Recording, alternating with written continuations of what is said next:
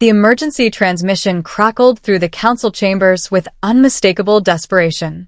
Commander Zekel of the Kryn species stood before the assembled representatives, his chitinous plates clicking nervously as he spoke.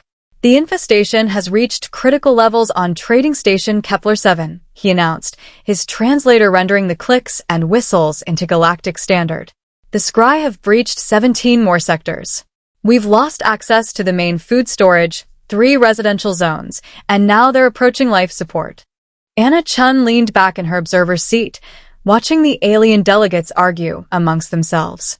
As humanity's newest representative to the Galactic Trade Council, she had only been on the job for 3 months. This was her first major crisis. "We've tried everything," pleaded Ambassador Thumb, a gelatinous Quellion who managed the station. "Sonic deterrents, chemical repellents, even hired Draxon hunters. Nothing works. The Scry breed faster than we can eliminate them, and they're developing immunity to our toxins." The holographic display showed the creatures in question, 6-legged, rat-sized pests with crystalline teeth that could chew through durasteel. They had apparently hitched a ride on a cargo vessel 3 months ago and had since multiplied into the thousands, maybe millions.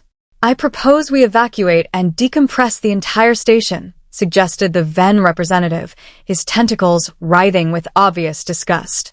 "It's the only way to be certain." "That would take months," Thumb protested. "The economic impact would be catastrophic.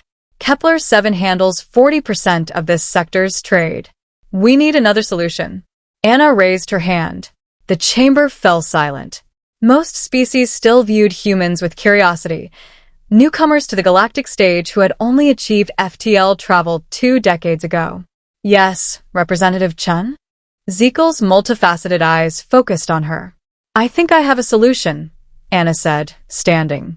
"But you're probably not going to believe me at first." 2 weeks later, James Rodriguez stood in the cargo bay of the human transport ship Pioneer's Pride, surrounded by specialized containers. Each one was climate-controlled, padded, and filled with Earth's solution to the Scry. 63 domestic cats. "You're absolutely sure about this?" asked Captain Oren, a veteran spacer who had seen his share of strange cargo. "Because if this goes wrong, we're going to be the laughingstock of the entire galaxy." James grinned, checking the readouts on the nearest container. Inside, a large orange tabby named Mango stretched lazily. "Trust me, Cap. If there's one thing cats are good at, it's hunting vermin. We've had 10,000 years of empirical evidence." The ship docked at Kepler 7's quarantine bay.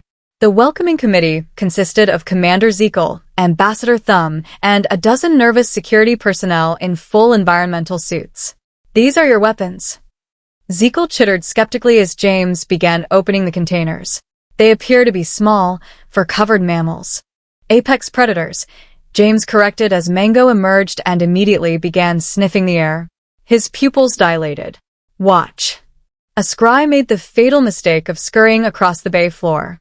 Mango's entire demeanor changed in an instant. His body lowered, haunches tensing. Then, with explosive speed, he pounced. The Scry didn't stand a chance. The alien delegates recoiled in shock. "By the void," Thumb gurgled. "It killed a Scry in seconds. We've been using weapons that barely slow them down." "Evolution," James explained, releasing more cats into the bay. Cats descended from desert hunters.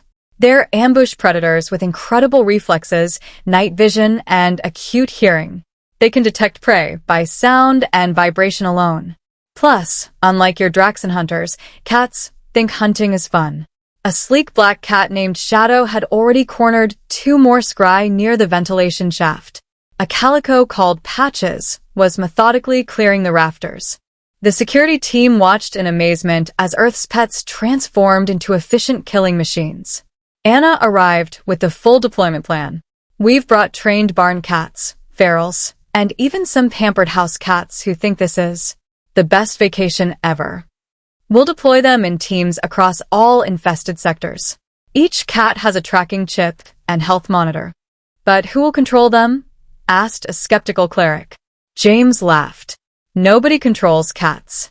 That's the beauty of it. You just put them where the vermin are and let nature take its course." Within 48 hours, The results were undeniable.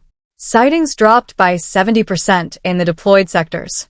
The cats hunted with relentless efficiency, their natural instincts perfectly suited to the station's environment. The zero-gravity sections proved particularly entertaining as the cats adapted to three-dimensional hunting with disturbing ease. Commander Zekel stood on the observation deck, watching a long-haired Persian named Princess methodically clear an entire warehouse. Remarkable. We spent millions on specialized equipment and hunters. Humans brought pets. We've been solving pest problems with cats for millennia, Anna said, joining him. Ancient Egyptians worshipped them for protecting grain stores. Medieval Europeans nearly caused a plague by killing them off. We learned our lesson.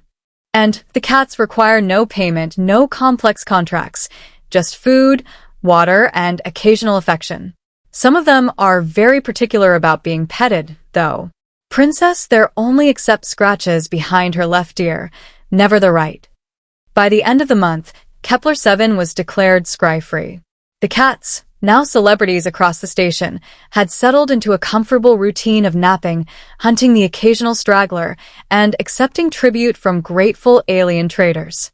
The Galactic Council officially recognized Earth's feline pest control as a certified solution. Requests poured in from 12 other stations facing similar infestations. James stood in the recreation area, watching Mango receive gentle pets from a Quellion child whose family had been displaced by the infestation. The cat purred contentedly, accepting the attention as is due. Who knew cats would be our best export? Anna mused. Not an export, James corrected with a smile. Ambassadors.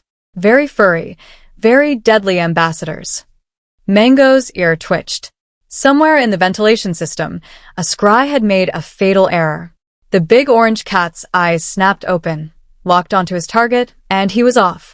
Earth's ancient predator, bringing order to the stars, one hunt at a time. The end.